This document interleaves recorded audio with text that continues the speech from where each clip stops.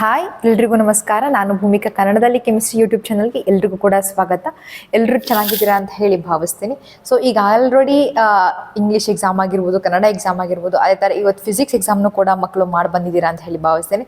Next March 9th chemistry exam ಇರೋದ್ರಿಂದ ಈಗ already ಒಂದು ಪ್ರೀವಿಯಸ್ ವೀಡಿಯೋನ ಅಪ್ಲೋಡ್ ಮಾಡಿದ್ದೆ, ಎಷ್ಟು ನಾವು ಓದಿದರೆ ಸಾಕು ಅಂತ ಹೇಳಿ. ಈ ಒಂದು ವಿಡಿಯೋದಲ್ಲಿ 70/70 ಹೇಗೆ ಸ್ಕೋರ್ ಮಾಡೋದು ಅಂತ ಹೇಳ್ಕೊಡ್ತೀನಿ. ಆಲ್ರೆಡಿ ನನ್ನ ಪ್ರೀವಿಯಸ್ ವೀಡಿಯೋದಲ್ಲಿ ಹೇಳಿರೋ ಹಾಗೆ ಮಾಡಲ್ ಕ್ವಶನ್ ಪೇಪರ್ 1, ಮಾಡಲ್ ಕ್ವಶನ್ ಪೇಪರ್ 2, ಮಾಡಲ್ ಕ್ವಶನ್ ಪೇಪರ್ 3, ಅದೇ ಥರ ಪ್ರಿಪ್ರೇಟರಿ 1 ಮತ್ತು ಪ್ರಿಪ್ರೇಟರಿ 2 ಇಷ್ಟು ಪೇಪರ್ಸ್ಗಳನ್ನು ಓದಿದ್ರು ಕೂಡ ಯು ಕ್ಯಾನ್ ಈಸಿಲಿ ಸ್ಕೋರ್ 70/65 ಮಕ್ಕಳ. ಮ್ಯಾಕ್ಸಿಮಮ್ ಕ್ವಶನ್ಸ್ಗಳು ಅದರಿಂದಾನೆ ಅರೈಸ್ ಆಗುತ್ತೆ. ಸೊ ಇವಾಗ ಇಲ್ಲಿ ನಾವು ನೋಡ್ತಾ ಹೋಗೋಣ, ಒಂದೊಂದೇ ಕ್ವಶನ್ ಪೇಪರ್ನ ಹಾಗೆ ನಿಮಗೆ ಎಕ್ಸ್ಪ್ಲೈನ್ ಮಾಡ್ತಾ ಬರ್ತೀನಿ. ಸೊ ಒಂದಷ್ಟು ಇಂಪಾರ್ಟೆಂಟ್ ಕ್ವಶನ್ಸ್ಗಳನ್ನು ಇದರಲ್ಲೇ ಹೇಳ್ತಾ ಬರ್ತೀನಿ. So second PUC exam score 2025-26 ಇದು ನಮ್ಮ Karnataka state board examination authority ಅವರೇ ಬಿಟ್ಟಿರೋದಾಗಿರೋದ್ರಿಂದ ಸೊ ನಾನು ನಿಮಗೆ ಇಲ್ಲಿ ಹೇಳ್ತಾ ಬರ್ತೀನಿ. ಸೊ ನಮ್ಮ ಕೆಮಿಸ್ಟ್ರಿ PU ಬೋರ್ಡ್ ಅವರೇ ಇದನ್ನು ಮಾಡಿರುವಂಥದ್ದು.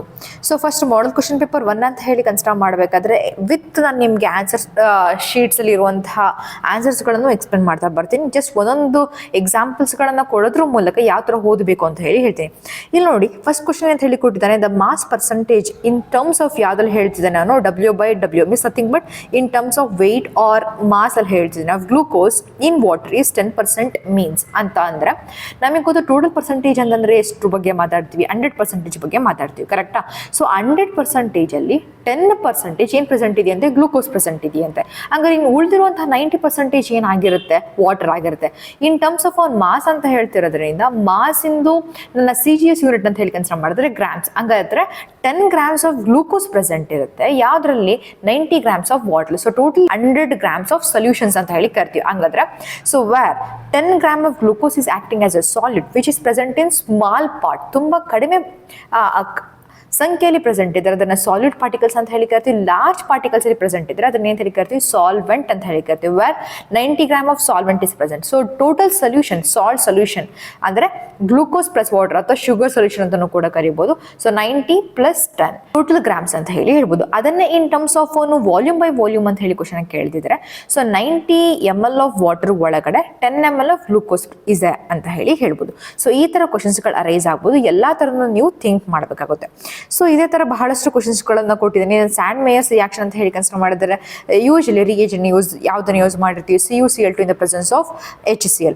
ಸೊ ಇದೇ ಥರ ಬಹಳಷ್ಟು ಕ್ವಶನ್ಸ್ಗಳು ಬರ್ತವೆ. ಇನ್ನು ಮೇನ್ ಕ್ವಶನ್ ನಂಬರ್ 4th ನೋಡ್ಬೋದು, the main natural source of acetic acid is ಅಂತ ಹೇಳಿ ಕೊಟ್ಟಿದ್ದಾನೆ, ವಿನೆಗರ್. ಸೊ ಬಹಳಷ್ಟು ಜನ ಮಕ್ಕಳು ಏನು ಮಾಡಿರ್ತಾರೆ ಅಂತಂದ್ರೆ ಅಪ್ಲಿಕೇಶನ್ಸ್ ಆಫ್ ನಮ್ಮ ಆರ್ಗ್ಯಾನಿಕ್ ಕೆಮಿಸ್ಟ್ರಿಯನ್ನು ಬರ್ತಿರ್ತಾರೆ. Like RDH ketones and carboxylic acids ಅಲ್ಲಾಗಿರ್ಬೋದು, ಅಥವಾ ಫಾರ್ಮಿಕ್ ಆಸಿಡ್, ಅಥವಾ ನಮ್ಮ DDT ಆಗಿರ್ಬೋದು. ಸೊ ಈ ಥರ ಬಹಳಷ್ಟು ಕ್ವಶನ್ಸ್ಗಳನ್ನು ಮಕ್ಕಳು ಮರ್ತಾ ಇರ್ತಾರೆ. ಸೊ ಮೇನ್ ಆಗಿ ಅಪ್ಲಿಕೇಶನ್ಸ್ ಆಫ್ ಆರ್ಗ್ಯಾನಿಕ್ ಕೆಮಿಸ್ಟ್ರಿ ಎಲ್ಲ ಚಾಪ್ಟರ್ಲ್ಲೂ ಕೂಡ ಸ್ಟಡಿ ಮಾಡಿ ಅಂತ ಹೇಳಿ ಹೇಳ್ತೀನಿ. ಸೊ ಹೀಗೆ ಬಹಳಷ್ಟು ಕ್ವಶನ್ಸ್ಗಳು ಬರ್ತವೆ. ಮತ್ತು ಎಲ್ಲದರ ಮೇಲೂ ಕಾನ್ಸಂಟ್ರೇಷನ್ನ ಕೊಡಬೇಕು. ಅದನ್ನು ಬಿಟ್ಟು ಮೇಯ್ನ್ ಆಗಿ ಇಲ್ಲಿ ನೋಡಿ ಕ್ವಶನ್ ನಂಬರ್ 12 ಆಗಿರ್ಬೋದು. ಸೊ ಯಾವುದನ್ನು ಎಲ್ಲಿ ಯೂಸ್ ಮಾಡ್ತೀವಿ, ಇಲ್ಲೂ ಕೂಡ ಅಷ್ಟೇ ಮೇಯ್ನ್ ಆಗಿ ಅವ್ನು ಯಾವುದನ್ನು ಕೇಳಿದ್ದಾನೆ, ಯಾವ ವೇಕರ್ ಪ್ರೊಸೆಸಲ್ಲಿ ಯಾವುದನ್ನು ಯೂಸ್ ಮಾಡ್ಬೋದು, ಕಾಂಟ್ಯಾಕ್ಟ್ ಪ್ರೊಸೆಸ್ ಅಂದರೆ ರಿಯೇಜೆಂಟ್ಸ್ಗಳನ್ನು ಯಾವ್ದು ಯೂಸ್ ಮಾಡ್ತೀವಿ ಅಂತ ಹೇಳಿ. ಭಾಳಷ್ಟು ಜನ ಇದನ್ನು ಸ್ಕಿಪ್ ಮಾಡಿದ್ರೆ they are the applications of ನಾವು ಕೋಆರ್ಡಿನೇಷನ್ ಕಾಂಪೌಂಡ್ಸ್ ಅಂತ ಹೇಳ್ಬೋದು. ಸೊ ಹಾಗಾಗಿ ಯಾವುದೇ ಒಂದು ಕಾನ್ಸೆಪ್ಟ್ನು ಕೂಡ ಬಿಡ್ದಲೇ ಓದಿದರೆ ಯು ಕ್ಯಾನ್ ಈಸಿಲಿ ಸ್ಕೋರ್ 70/70 ಮಕ್ಕಳ.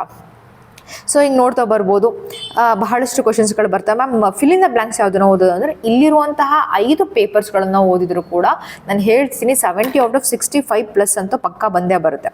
ಇನ್ನು ಲುಕಾಸ್ ರಿಯೇಜೆಂಟ್, ಸೊ ಇದಂತೂ ವೆರಿ ವೆರಿ ಇಂಪಾರ್ಟೆಂಟ್ ಕ್ವಶನ್ಸ್ ಆಗಿತ್ತು ಪ್ರಾಕ್ಟಿಕಲ್ ಎಕ್ಸಾಮಿನೇಷನಲ್ಲಿ, ವೈವಾದಲ್ಲಿ ಅದು ಎಸ್ಪೆಷಲಿ. ಈಗ ಅದನ್ನು ತೆಗೆದುಹಾಕಿರೋದ್ರಿಂದ ಅಲ್ಲಿ ಕೇಳ್ತಿಲ್ಲ, ಬಟ್ ಇಲ್ಲಿ ಕೇಳುವಂಥ ಚಾನ್ಸಸ್ ಜಾಸ್ತಿ ಇರುತ್ತೆ. ಇನ್ನು ಕ್ವಶನ್ ನಂಬರ್ 22 ನೋಡೋದಾದ್ರೆ SN2 ಮೆಕ್ಯಾನಿಸಮ್. SN2 ಮೆಕ್ಯಾನಿಸಮ್ ಅಂದ ತಕ್ಷಣ ಮಕ್ಕಳು ಹಿಂಗೆ ಕೇಳಬೇಕು ಅಂತ ಏನು ಅವಶ್ಯಕತೆ ಇಲ್ಲ. ಸೊ ಅವ್ನು ಹೇಳುವುದು, so mechanism to convert methyl chloride to methanol ಅಂತ ಹೇಳಿ ಕ್ವಶನ್ ಕೂಡ ಕೇಳ್ಬೋದು. ಸೊ ಹಾಗಾಗಿ ಮಕ್ಕಳು ಹೇಳ್ತೀನಿ SN1 ಮೆಕ್ಯಾನಿಸಮ್ ಅಂತ ಹೇಳಿ ಕನ್ಸಿಡರ್ ಮಾಡೋದಾದ್ರೆ we have to consider tertiary alkyl ಆರೆಟ್ನ ಕನ್ಸಿಡರ್ ಮಾಡಿರ್ತೀವಿ. ಅದು tertiary butyl chloride, tertiary butyl ಬ್ರೋಮೈಡ್ಗಳನ್ನ ನಿಮ್ಗೆ ಎಕ್ಸಾಂಪಲ್ ಆಗಿ ಕೊಟ್ಟಿರ್ತಾರೆ. ಅದೇ ಥರ SN2 ಮೆಕ್ಯಾನಿಸಮ್ ಅಂತ ಹೇಳಿ ಕನ್ಸಿಡರ್ ಮಾಡಿದ್ರೆ ಪ್ರೈಮರಿ ಆಲ್ಕೈಲ್ ಹ್ಯಾಲೈಡ್ಸ್ಗಳನ್ನ ಕನ್ಸಿಡರ್ ಮಾಡ್ತೀವಿ. ಮೀಥೈಲ್ ಕ್ಲೋರೈಡ್, ಮೀಥೈಲ್ ಬ್ರೋಮೈಡ್ನ ಕನ್ಸಿಡರ್ ಮಾಡಿರ್ತೀವಿ. ನೆನಪಲ್ಲಿ ಇಟ್ಕೋಬೇಕು, SN2 ಮೆಕ್ಯಾನಿಸಮ್ ಅಂತ ಹೇಳಿ ನಾವು ಕನ್ಸಿಡರ್ ಮಾಡಬೇಕಾದ್ರೆ ನನಗೆ ಬರುವಂತಹ OH ವೇರ್ ನ್ಯೂಕ್ಲಿಯೋಫೈಲ್ ಏನು ಅಟ್ಯಾಕ್ ಆಗ್ತಿರುತ್ತೆ, it must attack from back side ಇಂದ ಅಟ್ಯಾಕ್ ಮಾಡಬೇಕು. ಸೊ ಅದಕ್ಕೆ ಇದನ್ನು ವಾಲ್ಟನ್ ಇನ್ವರ್ಷನ್ ಅಂತಲೂ ಕೂಡ ಕರಿತೀವಿ. ನೆಕ್ಸ್ಟು ಅದನ್ನು ಬಿಟ್ಟರೆ ಬೈ ಯೂಸಿಂಗ್ ಕೆಟಲಿಸ್ಟ್ನ ಯೂಸ್ ಮಾಡಿಕೊಂಡು ಆಕ್ಟಿವೇಶನ್ ಎನರ್ಜಿ ಡಯಾಗ್ರಾಮ್ನ ಬರೀರಿ, ಅಥವಾ ರಿಯಾಕ್ಷನ್ ಕೋಆರ್ಡಿನೇಟ್ ಅಥವಾ ಪೊಟೆನ್ಷಿಯಲ್ ಎನರ್ಜಿನ ವರ್ಸಸ್ ಬರೀರಿ ಅಂತ ಹೇಳಿ ಕ್ವಶನ್ಸ್ಗಳು ರೈಸ್ ಆಗ್ತವೆ. ಇನ್ನು ಮೇಯ್ನಾಗಿ ಬಯೋಮಾಲಿಕ್ಯೂಲ್ಸ್ ಅಂತ ಹೇಳಿ ಕನ್ಸಿಡರ್ ಮಾಡಬೇಕಾದ್ರೆ ಯಾವ್ಯಾವ ಪಾರ್ಟ್ಲಿ ನೀವು ಕನ್ಸಿಡರ್ ಮಾಡಬೇಕು ಅಂತಂದರೆ ಮೇಯ್ನಾಗಿ 2 ಮಾರ್ಕ್ಸ್ ಕ್ವಶನ್ಸ್ಗಳು.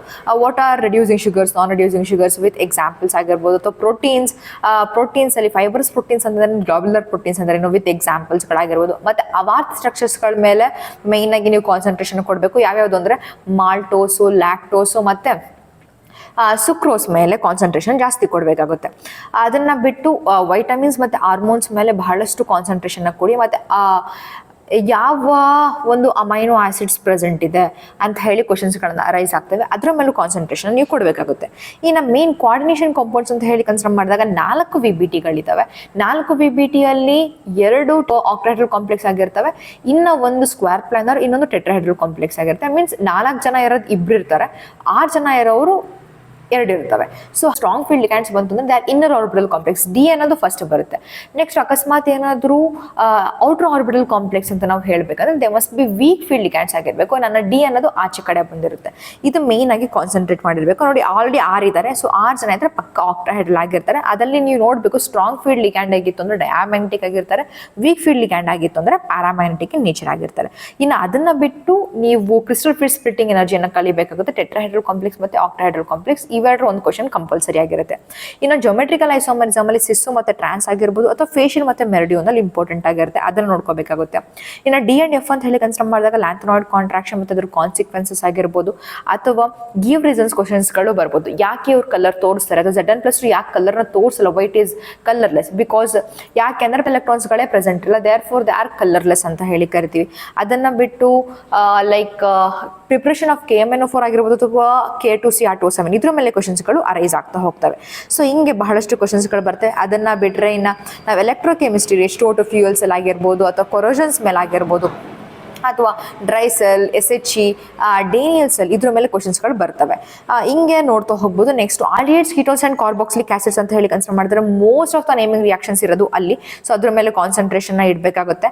ಇನ್ನು ಆಲ್ಕೋಲ್ಸ್, ಫಿನೋಲ್ಸ್ ಆ್ಯಂಡ್ ಈಥರ್ಸ್ ಅಂತ ಹೇಳಿ ಕನ್ಸಿಡರ್ ಮಾಡಿದಾಗ ಮೇಯ್ನ್ ಆಗಿ 3 ಮೆಕ್ಯಾನಿಸಮ್ಸ್ಗಳಿದ್ದಾವೆ. Alkenes to alcohol, alcohol to alkene, ಮತ್ತು ಈಥರ್ಸ್ದು. ಇದ್ರ ಮೇಲೂ ಕೂಡ ಕಾನ್ಸಂಟ್ರೇಷನ್ನ ಇಡಬೇಕಾಗುತ್ತೆ. ಇನ್ನು ಪ್ರಾಬ್ಲಮ್ಸ್ ಅಂತ ಹೇಳಿ ಕನ್ಸಿಡರ್ ಮಾಡಿದಾಗ ಸೊಲ್ಯೂಷನ್ಸು, ಎಲೆಕ್ಟ್ರೋಕೆಮಿಸ್ಟ್ರಿ ಮತ್ತು ಕೆಮಿಕಲ್ ಕೈನೆಟಿಕ್ಸ್. ಸೊ ಇದನ್ನು ಬಿಟ್ಟರೆ ನೀವು ಇದರಲ್ಲಿ ಒಂದು ನಾನು ನಿಮಗೆ ಟ್ರಿಕ್ನ ಹೇಳ್ಕೊಡ್ತೀನಿ.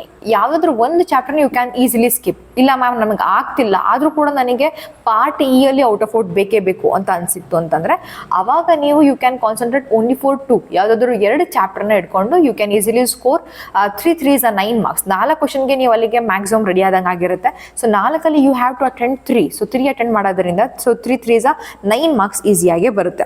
ನೆಕ್ಸ್ಟ್ ಇನ್ನು ಹ್ಯಾಲೋಲ್ಕೆನ್ಸ್ ಮತ್ತು ಆಲೋವರಿನ್ಸಿಗೆ ನಾವು ಬರೋದಾದ್ರೆ ಸೊ ಅಲ್ಲಿ ಫಿಂಕಲ್ಸ್ಟೈನ್ ರಿಯಾಕ್ಷನ್ ಆಗಿರ್ಬೋದು, ಸ್ವಾರ್ಟ್ಸ್ ರಿಯಾಕ್ಷನ್, SN1 SN2 ರಿಯಾಕ್ಷನ್ಸ್ಗಳಾಗಿರ್ಬೋದು.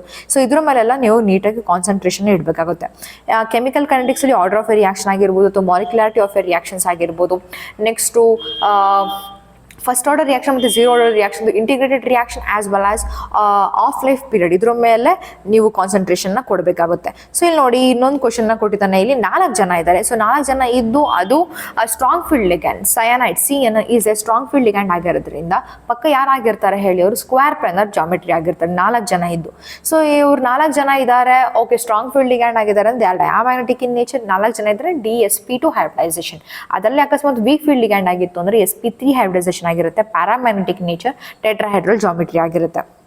ಸೊ ಇಲ್ಲಿ ನೋಡಾಗಿ ಸಿಸ್ಸು ಮತ್ತು ಟ್ರಾನ್ಸ್ ಐಸೋಮರ್ದು ಸ್ಟ್ರಕ್ಚರ್ನ ಬಿಡಿಸಿ ಅಂತ ಹೇಳಿದ್ದಾರೆ. ಮತ್ತು ಇಲ್ಲಿ ನೋಡಿ ಕ್ವಶನ್ಸ್ ನಾನು ಆಲ್ರೆಡಿ ಹೇಳಿದೆ, ಗಿವ್ ರೀಸನ್ ಟೈಪಲ್ಲಿ ಕ್ವಶನ್ಸ್ಗಳನ್ನು ಕೇಳ್ಬೋದು ಅಂತ ಹೇಳಿ. 29ನೇ ಕ್ವಶನ್ ನೋಡಿ. So consider the elements of 3D transition series. ಅವನೇ ಕೊಟ್ಟಿದ್ದಾನೆ. Right the elements which is unable to form a monoxide. ಮೊನಾಕ್ಸೈಡ್ಸ್ಗಳನ್ನು ಫಾರ್ಮೇಷನ್ ಮಾಡೋಕ್ಕಾಗದಿರೋ ಅಂಥವ್ರು ಯಾರು ಅಂತ ಹೇಳಿ ಕೇಳಿದ್ದಾನೆ. ಸ್ಕ್ಯಾಂಡಿಯಮ್.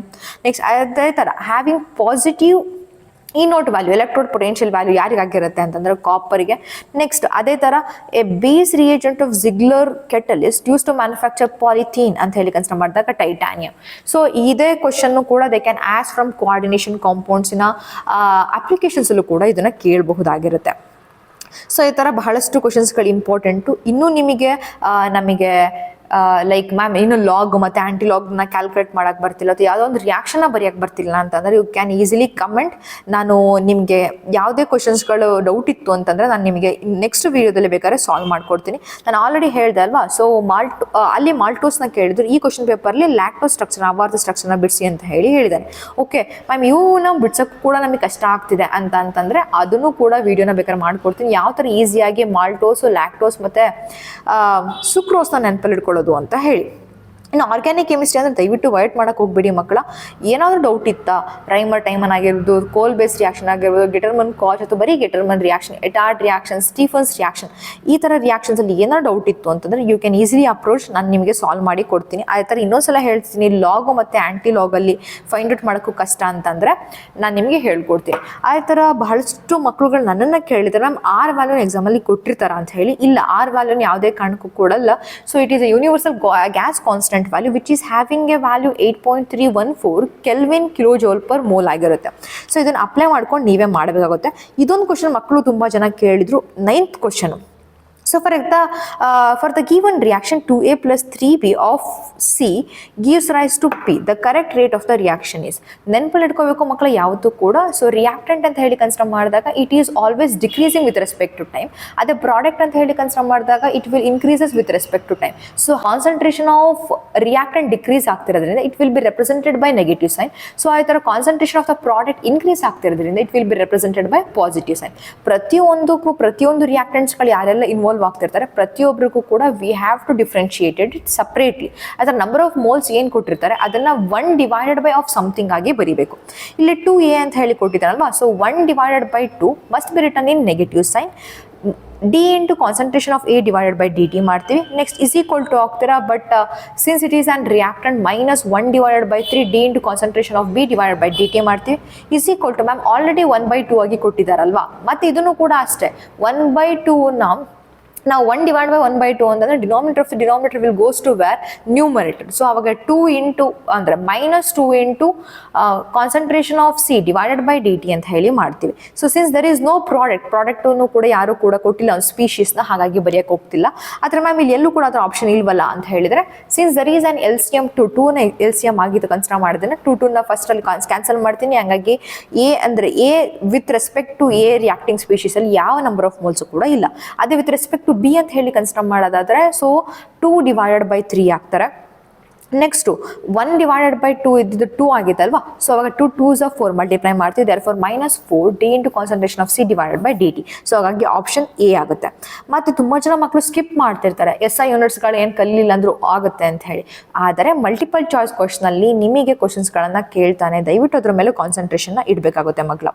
ಅದನ್ನು ಬಿಟ್ಟರೆ ideal solution, non ideal solution, positive division from Raoult's law ಮತ್ತು negative division from Raoult's law, ಇದ್ರ ಮೇಲೂ ಕೂಡ ಕ್ವಶನ್ಸ್ಗಳು ಬರ್ತವೆ, ನೀಟಾಗಿ ನೋಡ್ಕೋಬೇಕಾಗುತ್ತೆ. ಇನ್ನು ಅದನ್ನು ಬಿಟ್ಟು ಸೊ ಆರ್ಗ್ಯಾನಿಕ್ ಕೆಮಿಸ್ಟ್ರಿನ ದಯವಿಟ್ಟು ಬಯಾಟ್ ಮಾಡೋಕ್ಕೆ ಹೋಗಬೇಡಿ, ಇನ್ನೊಮ್ಮೆ ಹೇಳ್ತಿದ್ದೀನಿ. ಸೊ ಕಾನ್ಸಂಟ್ರೇಷನ್ ಇಟ್ಟು ಓದಿ. ಇಲ್ಲಿ ನೋಡಿ ಮತ್ತೆ ಕ್ವಶನ್ ರಿಪೀಟ್ ಮಾಡಿದಾನೆ. CO2H3 6 ammonia is an so strong field ligand ಆಗಿರೋದ್ರಿಂದ 6 ಜನ ಇದ್ದಾರೆ. 6 ಜನ ಇತ್ತು ಅಂದರೆ octahedral, so strong field ligand ಇತ್ತು ಅಂದರೆ ಡಯಾಮ್ಯಾಗ್ನೆಟಿಕ್, 6 ಜನ ಇತ್ತು ಅಂತಂದರೆ D2sp3 ಹೈಬ್ರಿಡೈಸೇಷನ್ ಆಗಿರುತ್ತೆ. ಸೊ ಜೋಮೆಟ್ರಿಕಲ್ ಐಸೋಮರಿಸಮ್ ಮೇಲೆ ನೋಡಿ ಕ್ವಶನ್ ಕೊಟ್ಟಿದ್ದಾನೆ. ಆ ಥರ ಮೆಟಲ್ ಕಾರ್ಬೋನಿಲ್ಸ್ ಮೇಲೂ ಕೂಡ ಕ್ವಶನ್ಗಳನ್ನು ಅವನು ಅರೈಸ್ ಮಾಡೇ ಮಾಡ್ತಾನೆ, ಅದ್ರ ಮೇಲೆ ಓದಬೇಕಾಗುತ್ತೆ. ಇದನ್ನು ಕೂಡ ಆಲ್ರೆಡಿ ರಿಪೀಟ್ ಮಾಡಿದೆ. ಇಂಟಿಗ್ರೇಟೆಡ್ ರೇಟ್ ಇಕ್ವೇಷನ್ ಅಥವಾ ಆಫ್ ಲೈಫ್ ಪೀರಿಯಡ್ ಮೇಲೆ ಕಾನ್ಸಂಟ್ರೇಟ್ನ ನೀವು ಮಾಡಬೇಕಾಗುತ್ತೆ. ಅದನ್ನು ಬಿಟ್ಟು ರಿವರ್ಸ್ ಆಸ್ಮೋಸಿಸ್ ಬಗ್ಗೆ ನೀಟಾಗಿ ಓದ್ಕೊಳ್ಳಿ. ಅದನ್ನು ಬಿಟ್ಟು ವ್ಯಾಂಟ್ ಆಫ್ ಫ್ಯಾಕ್ಟರ್ ಆಗಿರ್ಬೋದು ಅಥವಾ ಹೆನ್ರಿಸ್ ಲಾ, ಅಪ್ಲಿಕೇಶನ್ಸ್ ಆಫ್ ಹೆನ್ರಿಸ್ ಲಾ ಮತ್ತು ರೌಲ್ಸ್ ಲಾ, ಇದ್ರ ಮೇಲೆ ಕಾನ್ಸಂಟ್ರೇಷನ್ ಮಾಡಬೇಕಾಗುತ್ತೆ. ಇನ್ನು ನೋಡಿ ಕ್ವಶನ್ ನಂಬರ್ 37 ಅಂತ ಹೇಳಿ ಕನ್ಸಿಡರ್ ಮಾಡೋದಾದರೆ, ಸೊ ಇದು ಕಾರ್ಬ್ ಅಂದರೆ ಲೈಕ್ ಬಯೋಮಾಲಿಕ್ಯೂಲ್ಸಲ್ಲಿ ಕಾರ್ಬೋಹೈಡ್ರೇಟ್ಸಲ್ಲಿ ಇದು ಇಂಪಾರ್ಟೆಂಟ್ ಕ್ವಶನ್ಸ್ಗಳಾಗಿರ್ತಾರೆ. ಸೊ ಹೈಡ್ರೋಜನ್ ಅಯೋಡೈಡ್ನ ಹಾಕಿದರೆ ಏನಾಗುತ್ತೆ, NHN ಬರುತ್ತೆ. ಮೀನ್ಸ್ ನನ್ನ ಗ್ಲೂಕೋಸ್ ಮಾಲಿಕ್ಯೂಲ್ ಸಿಂಗಲ್ ಸ್ಟ್ರೈಟ್ ಚೈನಲ್ಲಿದೆ, ಅದು 6 ಕಾರ್ಬನ್ಸ್ಗಳನ್ನು ಹೊಂದಿದೆ ಅಂತ ಹೇಳಿ ಹೇಳುತ್ತೆ. ಅದೇ ಬ್ರೋಮಿನ್ ವಾಟರ್ನ ಹಾಕಿದರೆ ಗ್ಲುಕೋನಿಕ್ ಆ್ಯಸಿಡ್ ಆಗಿ ಕನ್ವರ್ಟ್ ಆಗುತ್ತೆ. ನಥಿಂಗ್ ಬಟ್ ನನಗೆ ಯಾವುದೋ ಒಂದು ಕಾರ್ಬೋನಿಲ್ ಗ್ರೂಪ್ ಪ್ರೆಸೆಂಟ್ ಇದೆ ಅಂತ ಹೇಳಿ ಗೊತ್ತಾಗುತ್ತೆ. ಆ ಥರ RDID ಗ್ರೂಪೇ ಪ್ರೆಸೆಂಟ್ ಇದೆ ಅಂತ ಹೇಳಿ ಹೆಂಗೆ ಗೊತ್ತಾಗುತ್ತೆ. ಆಮೇಲೆ ಲೈಕ್ ಅಸಿಟಿಕ್ ಅನೈಡ್ರೈಡ್ ಹಾಕಿದರೆ ಏನಾಗುತ್ತೆ, next how many primary alcohols are present, how many secondary alcohols are present, ಈ ಥರ ಕ್ವಶನ್ಸ್ಗಳನ್ನು ಅರೈಸ್ ಮಾಡ್ಬೋದು. ಅದ್ರ ಮೇಲೂ ಕೂಡ ಕಾನ್ಸಂಟ್ರೇಷನ್ ಇಡಬೇಕಾಗುತ್ತೆ. ಮತ್ತು ಇದು ಮೋಸ್ಟ್ ಇಂಪಾರ್ಟೆಂಟ್, ತುಂಬ ಜನ ಫಿಟ್ಟಿಂಗ್ ರಿಯಾಕ್ಷನಲ್ಲಿ ತಪ್ಪು ಮಾಡ್ತಿರ್ತಾರೆ ಮಕ್ಕಳು. ಸೊ 2 ಫಿನೈಲ್ ಗ್ರೂಪ್ಗಳು ಏನಾಗ್ತವೆ ಅಂದರೆ they are going to form by a single bond, ಒಂದು ಬಾಂಡಿಂದ ಫಾರ್ಮೇಷನ್ ಆಗಿರುತ್ತೆ. ಅದಕ್ಕೆ ಇದನ್ನು ಏನು ಹೇಳಿ ಕರಿತೀವಿ ಅಂದರೆ ಡೈಫಿನೈಲ್ ಅಂತ ಹೇಳಿ ಕರಿತೀವಿ. ತುಂಬ ಜನ ಮಕ್ಳು ಏನು ಮಾಡಿರ್ತಾರೆ ಅಂದರೆ ನಾವು ಎರಡನ್ನೂ ಡಿಫ್ರೆನ್ಶಿಯೇಟ್ ಮಾಡೋಕ್ಕೆ ಮಧ್ಯದಲ್ಲಿ ಬಾಂಡ್ನೇ ಹಾಕಿರಲ್ಲ, ಎರಡನ್ನೂ ಅಟ್ಯಾಚ್ ಮಾಡಿರ್ತಾರೆ. ಎರಡನ್ನೂ ಸೈಮಲ್ಟೇನಿಯಸ್ ಆಗಿ ಅಟ್ಯಾಚ್ ಮಾಡಿದ್ರೆ ಇದರ ನ್ಯಾಫ್ತಲೀನ್ ಅಂತ ಹೇಳಿ ಕರಿತೀವಿ ಕಣ್ರಪ್ಪ. ಇದೊಂದು ತುಂಬ ಜನ ಮಕ್ಕಳು ತಪ್ಪು ಮಾಡ್ತಿರ್ತಾರೆ. ಮತ್ತು ಉಡ್ಸ್ ರಿಯಾಕ್ಷನ್ನೇ ಆಗಲಿ, ಉಡ್ಸ್ ಫಿಟಿಗೆ ಆಗಲಿ ಅಥವಾ ಫಿಟಿಗ್ ರಿಯಾಕ್ಷನ್ನೇ ಆಗಲಿ, ಇಷ್ಟರಲ್ಲೂ ಕೂಡ there is a reagent call dry, ಈ ಥರ ನೀವು ಬಳಸಲೇಬೇಕಾಗುತ್ತೆ. ಇನ್ನು ಮತ್ತೆ SN2 ಮೆಕ್ಯಾನಿಸಮ್ನ ರಿಪೀಟ್ ಮಾಡಿದಾನೆ ಓದ್ಕೋಬೇಕಾಗುತ್ತೆ. ಮತ್ತು ತುಂಬ ಜನ ಮಕ್ಕಳು ಏನು ಅಂತಂದರೆ ಇದೆಲ್ಲ ಡೈರೆಕ್ಟ್ ರಿಯಾಕ್ಷನ್ಸ್ಗಳನ್ನು ಕೇಳ್ತಾನೆ ಅಂತ ಹೇಳಿ ಅಂದ್ಕೊಂಡಿರ್ತೀರ. ಇಲ್ಲ, ಡೈರೆಕ್ಟ್ ರಿಯಾಕ್ಷನ್ಸ್ಗಳನ್ನು ಕೇಳಲ್ಲ. What is X, what is Y, what is Z ಅಥವಾ what is P, Q, R ಈ ಥರ ಕ್ವಶನ್ಸ್ಗಳು ಕೂಡ ಅರೈಸ್ ಆಗ್ತವೆ. ಅದ್ರ ಮೇಲೆ ಕಾನ್ಸಂಟ್ರೇಷನ್ನ ಇಡಿ. ಇನ್ನೊಮ್ಮೆ ಹೇಳ್ತಿದ್ದೀನಿ, if you want to skip any one chapter from ಪ್ರಾಬ್ಲಮ್ಸ್ನ ಮಾಡಬೇಕಾದ್ರೆ ಒಂದು ಚಾಪ್ಟರ್ನ ಸ್ಕಿಪ್ ಮಾಡ್ತೀವಿ, as you can easily skip. ಆದರೆ ಇನ್ನೆರಡು ಚಾಪ್ಟರ್ ಕಂಪ್ಲೀಟಾಗಿ ಏನಾಗಿರಬೇಕು ಅಂದರೆ ನೀವು ಗ್ರಿಪ್ ಆಗಿರಬೇಕಾಗುತ್ತೆ. ಇನ್ನು ಅದನ್ನು ಬಿಟ್ಟು ನೋಡಿ ಮತ್ತೆ ಈ ಕ್ವಶನ್ಸ್ಗಳು ರಿಪೀಟ್ ಆಗಿರ್ತವೆ. ನಿಮಗೆ ಇನ್ನೇನಾದರೂ ಡೌಟ್ ಇತ್ತು, ಮ್ಯಾಮ್ ಯಾವುದೋ ಒಂದು ಕ್ವಶನ್ ನನಗೆ ಸಾಲ್ವ್ ಮಾಡೋಕ್ಕಾಗ್ತಿಲ್ಲ, ಕಷ್ಟ ಅನ್ನಿಸ್ತಿದೆ ಅಂತಂದರೆ ಯು ಕ್ಯಾನ್ ಈಸಿಲಿ ಶೇರ್. ನೋಡಿ SHEನ ಕ್ವಶನ್ನ ಕೇಳಿದ್ದಾನೆ. ಸೊ SHEಯಲ್ಲಿ ಇದನ್ನು ಬಿಟ್ಟು ಬೇರೆ ಥರನೂ ಕೂಡ ಕ್ವಶನ್ನ ಕೇಳ್ಬೋದು. SHE can act as both anode as well as cathode. ಆ್ಯನೋಡಾಗೂ ಕೂಡ ಆ್ಯಕ್ಟ್ ಆಗ್ಬೋದು, ಕ್ಯಾಥೋಡಾಗೂ ಆ್ಯಕ್ಟ್ ಆಗ್ಬೋದು. ಹಾಗಾದ್ರೆ ಜಿಂಕ್ ಜೊತೆ ಯಾವ ಥರ ಆ್ಯಕ್ಟ್ ಆಗ್ತಾರೆ ಅಥವಾ ಕಾಪರ್ ಜೊತೆಗೆ ಯಾವ ಥರ ಆ್ಯಕ್ಟ್ ಆಗ್ತಾರೆ ಅದನ್ನು ಕೂಡ ನೀವು ನೀಟಾಗಿ ನೋಡಬೇಕಾಗುತ್ತೆ. ನೋಡಿ, with respect to diagram, ideal solution ಮತ್ತು ನಾನ್ ಐಡಿಯಲ್ ಸೊಲ್ಯೂಷನಲ್ಲಿ negative division from Raoult's law ಮತ್ತು positive division from Raoult's law ನನಗೆ ಗ್ರಾಫಿನ ಅವಶ್ಯಕತೆ ಇಲ್ಲ ಅಂತ ಹೇಳಿ ಬಿಟ್ಟಿರ್ತೀರಾ. ಸೊ ಅದ್ರ ಮೇಲೂ ಕೂಡ ಕ್ವಶನ್ಸ್ಗಳನ್ನು ಕೇಳ್ತಾನೆ. ಇನ್ನು ಎಲೆಕ್ಟ್ರೋಕೆಮಿಸ್ಟ್ರಿ ಅಂತ ಹೇಳಿ ಕನ್ಸಿಡರ್ ಮಾಡಿದಾಗ ವ್ಯಾಲಿ ಕಂಡಕ್ಟರ್ ಮತ್ತು ಎಲೆಕ್ಟ್ರೋಲೈಟಿಕ್ ಕಂಡಕ್ಟರ್ದು ಡಿಫ್ರೆನ್ಸ್ ಬಿಟ್ವೀನ್ ಬರೀರಿ ಅಂತ ಹೇಳಿ ಕೂಡ ಕ್ವಶನ್ಸ್ಗಳನ್ನು ಕೇಳ್ಬೋದು. ಇನ್ನು aldehydes, ketones and carboxylic acid ಅಂತ ಹೇಳಿ ಕನ್ಸಿಡರ್ ಮಾಡಿದಾಗ mechanism of addition of HCN of carbonyl group ಅದು ಕೂಡ ವೆರಿ ವೆರಿ ಇಂಪಾರ್ಟೆಂಟ್ ಆಗಿರುತ್ತೆ. It can be as for 3 marks ಅಥವಾ 2 ಮಾರ್ಕ್ಸ್ಗೆ ಕ್ವಶನ್ಸ್ಗಳನ್ನು ಕೇಳ್ತಾನೆ. ಇದನ್ನು ಕೂಡ ಆಲ್ರೆಡಿ ಹೇಳಿದ್ದೀನಿ, alkene to alcohol, primary alcohol ಆಗಿ ಯಾವ ಥರ ಕನ್ವರ್ಟ್ ಆಗುತ್ತೆ ಅಂತ ಹೇಳಿ ಕಲಿಬೇಕು. ಇನ್ನು ಆಫ್ ಮೌನ್ ಬ್ರೋಮೈಡ್ ರಿಯಾಕ್ಷನ್ ಆಗಿರ್ಬೋದು ಅಥವಾ HVZ ರಿಯಾಕ್ಷನ್ ಆಗಿರ್ಬೋದು. ಸೊ ಇದ್ರ ಮೇಲೂ ಕೂಡ ಕಾನ್ಸಂಟ್ರೇಷನ್ನ ಇಡಿ.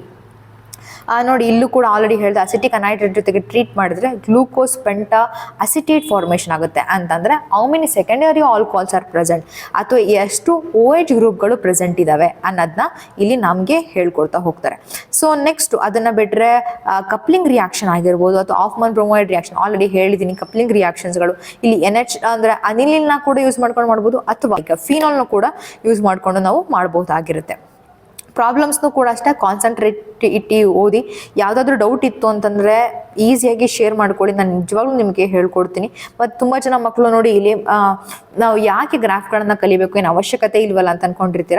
ಸೊ ಈ ಥರ ಮಲ್ಟಿಪಲ್ ಚಾಯ್ಸ್ ಕ್ವಶನಲ್ಲಿ ದೇ ಕ್ಯಾನ್ ಆಸ್ಕ್ ಯಾವುದು ಫಸ್ಟ್ ಆರ್ಡರ್ ರಿಯಾಕ್ಷನ್ಗೆ ಎಕ್ಸಾಂಪಲ್ಲು ಹೇಳಿ, 0 ಆರ್ಡರ್ ರಿಯಾಕ್ಷನ್ಗೆ ಯಾವುದು, ಇಂಟಿಗ್ರೇಟೆಡ್ ರೇಟ್ ಇಕ್ವೇಷನಲ್ಲಿ ಯಾವ ಗ್ರಾಫ್ ಬರುತ್ತೆ ಹೇಳಿ ಅಂತ ಹೇಳ್ತಾರೆ. ಇನ್ನು ಐಸರ್ಬರ್ಗ್ ರಿಯೇಜೆಂಟ್ ಅಂತ ಹೇಳಿ ಕನ್ಸಿಡರ್ ಮಾಡಿದಾಗ ಸೊ ಯಾವುದು ರಿಯೇಜೆಂಟಾಗಿ ವರ್ಕ್ ಆಗುತ್ತೆ ಅಂತಂದರೆ C6H5SO2Cl ಅಂತ ಹೇಳಿ ಕರಿತೀವಿ. ಇದು ಕೂಡ ವೆರಿ ವೆರಿ ಇಂಪಾರ್ಟೆಂಟ್ ಆಗಿರುತ್ತೆ. ಇನ್ನು ಟೊಲನ್ಸ್ ರಿಯೇಜೆಂಟ್ ಅಂತಂದ್ರೇನು ಅಥವಾ ಫೆಲಿಂಗ್ ಸೊಲ್ಯೂಷನ್ ಅಂತಂದ್ರೇನು ಇವು ಕೂಡ ವೆರಿ ವೆರಿ ಇಂಪಾರ್ಟೆಂಟ್ ಆಗಿತ್ತು ಲ್ಯಾಬ್ ಎಕ್ಸಾಮಲ್ಲಿ. ಬಟ್ ಅವೆಲ್ಲವೂ ಕೂಡ ತೆಗೆದಾಕಿದ್ದಾರೆ. ಬಟ್ ಇಲ್ಲಿ ವೆರಿ ವೆರಿ ಇಂಪಾರ್ಟೆಂಟ್ ಆಗಿರುತ್ತೆ. ದಯವಿಟ್ಟು ಮಕ್ಕಳ ಕಾನ್ಸಂಟ್ರೇಟ್ ಮಾಡಿ ಅಂತ ಹೇಳ್ತೀನಿ. ಮತ್ತು ದಯವಿಟ್ಟು ಬರೀಬೇಕಾದ್ರೆ ತುಂಬ ಜನ ಮಕ್ಕಳು ತಪ್ಪು ಮಾಡ್ತಾರೆ. ನನ್ನ ಬಾಂಡ್ನ ಎಲ್ಲೋ ಫಾರ್ ಎಕ್ಸಾಂಪಲ್ ನಮ್ಮ ಬಾಡಿನೇ ಎಲ್ಲ ಕೊಟ್ಬಿಟ್ಟು ಕತ್ತನೇ ಎಲ್ಲೋ ಕೊಟ್ಟರೆ ಅದು ಸರಿ ಹೋಗುತ್ತಾ? ಇಲ್ಲ ಅಲ್ವಾ. So there must be A bond formation between, ಅಂದರೆ ನಮ್ಮ ಹತ್ರ ಕತ್ತಿದೆ ಅಲ್ವಾ.